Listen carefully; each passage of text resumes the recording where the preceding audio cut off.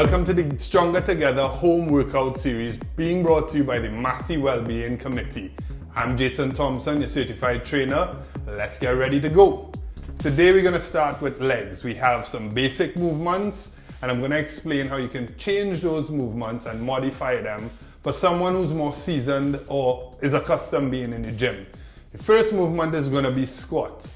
All you're going to need is yourself, a comfortable, sturdy pair of shoes if you opt into that, or you can do it barefoot. We're going to use some simple things you have at home to modify this.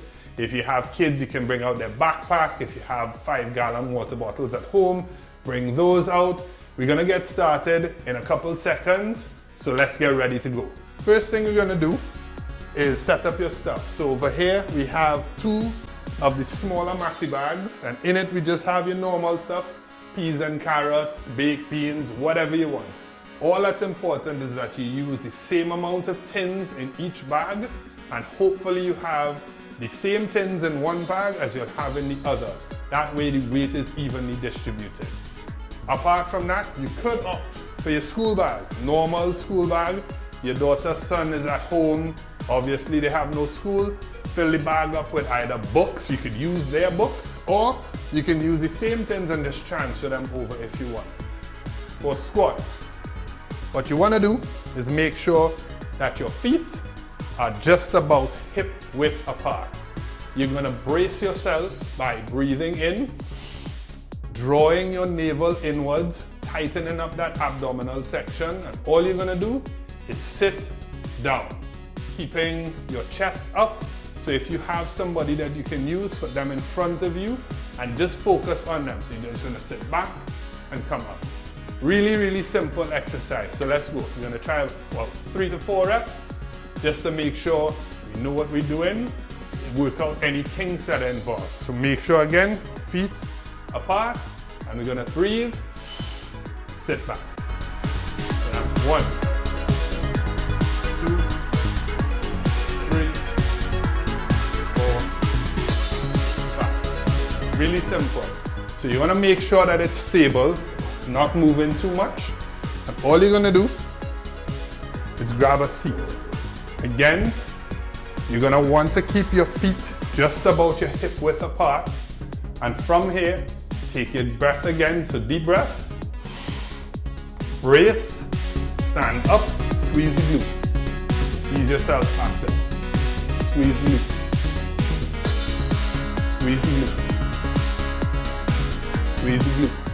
And that's as simple as it becomes. This is more specific to people who have knee issues, lower back issues, any kind of issues that prevent you from putting load on your shoulders or up high. You can reverse it and have the load down here. Now is where we're going to add in the weight. The weight being what we went at before, the Massey bags, or you can actually use the school bag. I'm going to show you the Massey bag first and then the school bag after. Have your Massey bags. Again, put the same amount of tins in one and the same type of tins in one as you would have in the other. So what you want to do, hold the handles, make sure they're tight, keep them on the floor, take a deep breath, chest up, abs tight, stand up. As soon as they touch, come back again. As soon as they touch, come back again. And that's as simple as you can add the weight. So that's one version. We're going to grab the school bag now, put it on our backs and repeat the process. Here you have your normal school bag. You can put it this way. I prefer to put it this way. So the mass or the weight is a lot more centered. So once the bag is in place, again, simple. Go down, touch, come up. Down, touch, come up. Down, touch, come up. So that's squats complete. While now, in between your sets and before you move on to the next exercise, what you gotta do is keep yourself hydrated. I'm gonna grab my water. And always remember, have a couple of, or at least one bottle on hand. Again, doesn't matter what brand you have. I'm gonna use my nice Massey Wellbeing bottle. Take a nice sip. Bring your heart rate back down and get ready and prepare yourself mentally for the next exercise. And the next exercise we're going to do is step ups. So for those who cannot lunge or put your actual force onto your knees, this is a really easy alternative which you can modify to suit your needs. You can start with something which is below your knee level, or you can do something higher, which is going to be for your more experienced gym person. So follow me. We go around, and I hope that there's enough room above you so that you don't bump your head. So there are two ways to do this. You can plant one foot and drive off of the other foot and stand and repeat the process, keeping that foot here, or you can do them one foot, then the other. I'll show you both ways. So we're gonna start with your left foot. Make sure it's planted, and you wanna make sure that your entire foot is on flat, whatever you choose to use.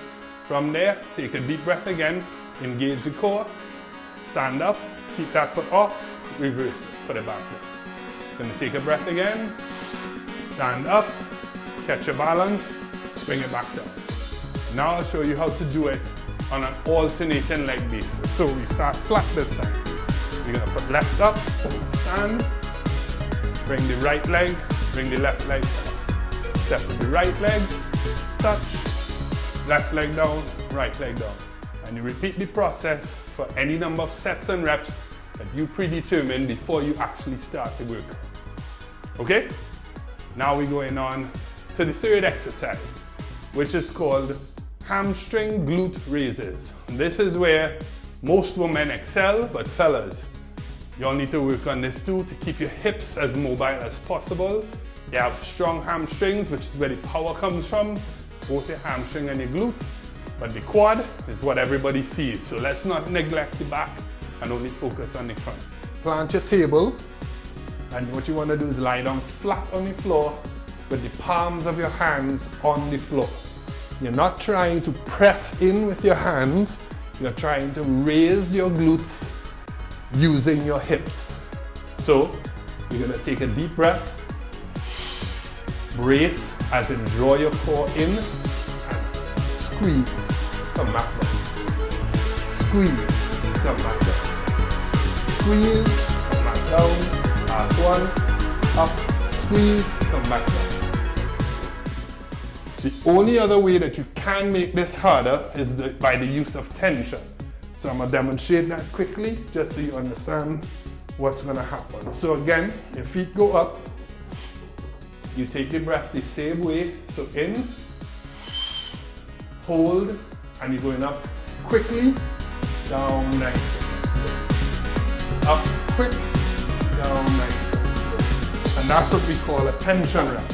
At the top of the tension rep, you can squeeze and hold that position for 1-2 seconds, then come back down. The last one, which is an alternative, or what we call a finisher workout, is of course your calves. So for a lot of ladies, they're always on their feet in high heels. They're gonna have some really nice legs. But to make sure those legs are not just visibly nice, but functionally strong, you wanna do some calf raises. So again, turn sideways, doesn't matter what you do. If you have really good balance, you can do this without the aid of a wall. If you're like me, who has had bum, ankle surgery, etc., you may want to opt for something just to brace yourself with so that you don't fall. So again, breathing and bracing is important. So breathe, draw your stomach in, or as ladies would say, suck it in, hands on hips, and just raise. And just raise. Raise. Raise. You might want to do 20 reps per set, doesn't matter. That's up to you. If you want to make this a challenge, again, we have the school bag, we have the maxi bags with the supplies. Put that on your back, hold it in your hands, and continue the calf raises. And that's it for legs. Until the next one, keep practicing. I'll see you tomorrow, where we focus on your core and we get some biceps and triceps into the mix. Till then, it's Jason Thompson. Thanks to Massey Wellbeing Committee, and I'll see you again tomorrow.